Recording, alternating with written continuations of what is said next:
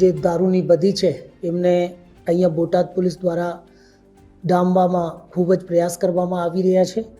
હાલમાં જ ગઈકાલે એટલે એલસીબી ટીમે જે દારૂના એક મોટા કેસ કર્યા છે દસા વિસ્તારમાં. એમાં લગભગ 183 પેટી જેટલું મુદ્દામાલ જેની કિંમત લગભગ 27,40,000 થાય છે અને એના સાથે એક ટ્રક, જે મોટા ટ્રક છે એમની કિંમત પર 25 લાખ રૂપિયા જેટલી છે એ કબજા કરવામાં આવેલ છે.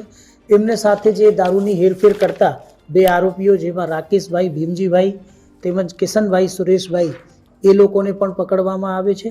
હવે એમાં એ તપાસવામાં આવશે કે બીજા કોણ ગુનેગારો એમાં સામેલ છે. આમાં જે કિશનભાઈ સુરેશભાઈ છે એ એક લિસ્ટેડ બુટલેગર પણ છે. એટલે આ બધાને અટક કરવામાં આવેલ છે અને તપાસ પણ ચાલુ છે. એમાં જ્યાં કોને મંગાયો છે અને કોના કહેવાથી એ દારૂ મોકલવામાં આવ્યું એની પણ તપાસ કરવામાં આવશે.